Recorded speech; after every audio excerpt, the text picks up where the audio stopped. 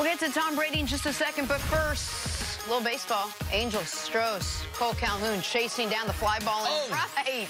Dives to make a nice catch. Full extension. Oh, that's a great one right there, because if it gets past him, it's at least a double and maybe a triple. And a tougher one because he's a lefty, so he's got to go across his body with the glove.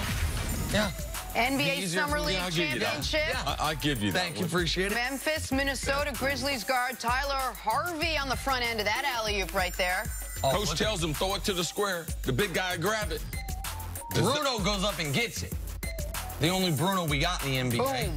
Boom. Didn't have to jump too high. I don't think we ever had a Bruno in the NBA. I know that. One of one, see? One of one. Finally, a little pickup basketball in Texas. You love these, Cris Carter. Kansas State redshirt quarterback John Holcomb II destroying the defender as he dunks on him. He's the K-State quarterback? The backup. Oh. Well, maybe he should be the starting shooting guard for the basketball team instead of the backup quarterback. Yeah, these guys he's playing against, they played ball in high school, but they hadn't run into anybody like him. Nice time of day there. All right, let's talk some football. Middle of Kansas. Tom Brady, soon-to-be 42-year-old, gearing up for his 20th season in the NFL.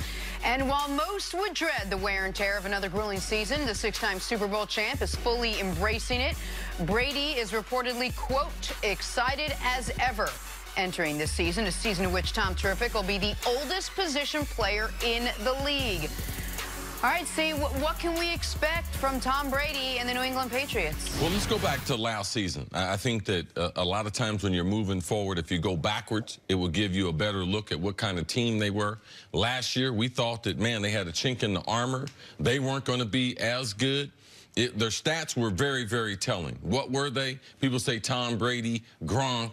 Man, they were a running football team. When they didn't run the ball for 100 yards, they lost. 5 times last season they didn't run, and you could see Sony Michel, you could see James White, you could see them leaning on their offensive line, the offensive line coach. That's their advantage. In the playoffs, they slowed the games down, played a game like in the 80s and the 90s, the way the NFL games were played stellar defense. As we saw in the Super Bowl, you can expect Gronk retiring, Sony Michel 1 year older, James White coming back.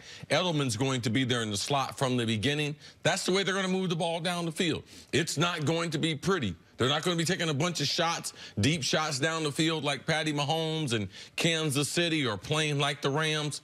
No, they're going to slow down the pace. They're going to make sure you don't get to Tom Brady.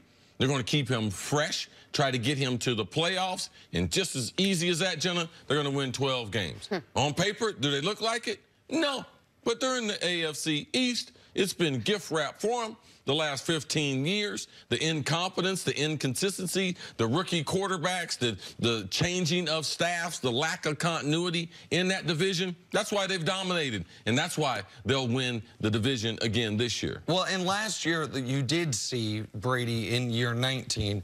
He had the lowest touchdown rate he's had in a decade. He had the highest interception rate he'd had in nearly a decade. He had his lowest passer rating in 5 years. You saw Brady, while excellent compared to the average NFL quarterback, below his regular standard.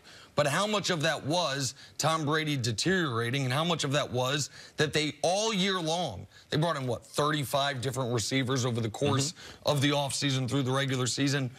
The problem for the Patriots is that receiver problem has not been solved. That question has not been answered. What they were searching for, if you noticed a few weeks ago, they kept control, if you will, over Josh Gordon, a guy who last year they thought could have been a lifeline for them. They're still holding out some hope maybe he could come back into the fold, because Philip Dorsett is their most reliable deep threat. Now they drafted N'Keal Harry in the first round, but it's very tough for first-round receivers, especially tail end of the first-round receivers, to make an instant impact. And now Gronk is gone. Right. So what Chris is talking about is their clearest path to victory is going to be excellent defense, very good running game, and trust your quarterback, who happens to double as not only the greatest quarterback ever, but arguably the most clutch quarterback ever as well, in the big spots to make a few big plays, because this isn't the 07 or the 2011 Pats, where they have dynamic weapons that it's just going to be hard to match up against.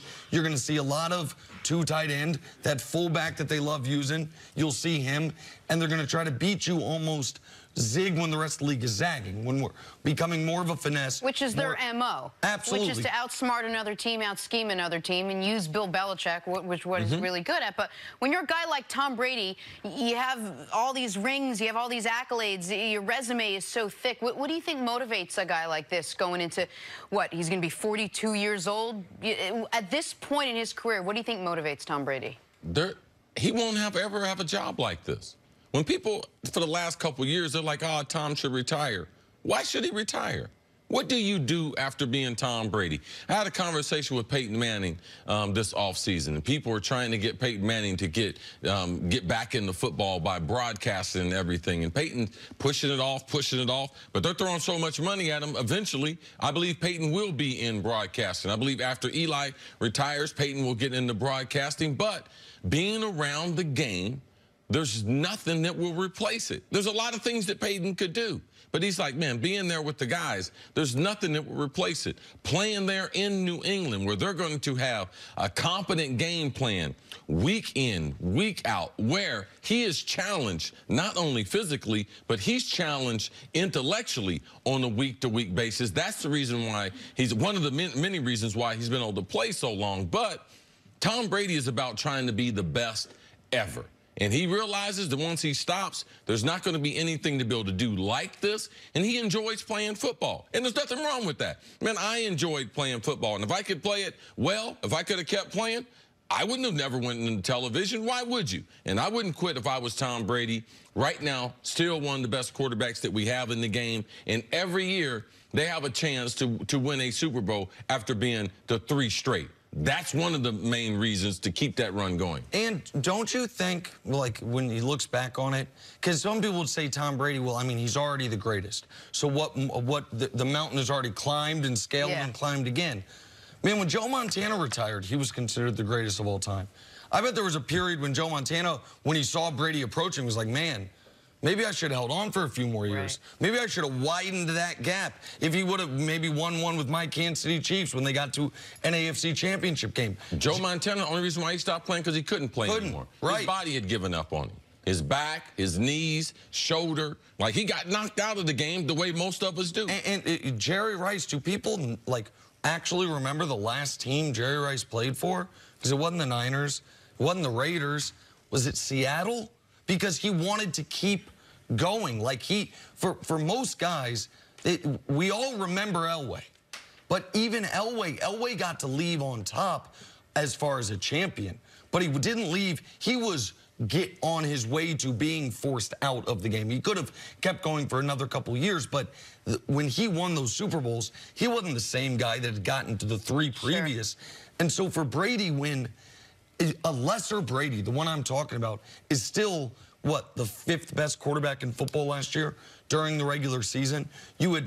Just went to 3 straight Super Bowls, as Chris mentioned, something he had never done previously in his career. Even when they won those 3 early on, they didn't go to 3 straight. So going to 4 straight Super Bowls, nobody's done that since the Buffalo Bills. Like, there are still new things he can accomplish that no one else has. They have made it with the collective bargaining agreement. The offseason, you have less practices. Training camp is less physical. So the taxing on his body, right now, he's probably in the best shape ever. With modern technology, eating the right way, all the things Tom has said, that's one of the reasons why you can play. Protecting the passer. Ever since he blew out his ACL, when he got hit, the Kansas City Chief crawled and hit him on his leg, and the league changed the rules then. That extended his career. So there's a number of reasons why, but being able to be competitive, compete for Super Bowls, and this will be the best job he's ever had. And last year, one of the lowest sack rates of his career. Chris talked about how they became a run-heavy team. They are asking him to do less and protecting him more when they need to because, A, they're going one direction when the league's going another, but B, their personnel demands it. He's not in the level of jeopardy other positions are, other players are, and he's still playing at such a high level. All right, Tom Brady's going to play. You know who might not? Ezekiel Elliott's coming up. Should Zeke's contract be the Cowboys' top priority? We'll explain next on First Things First.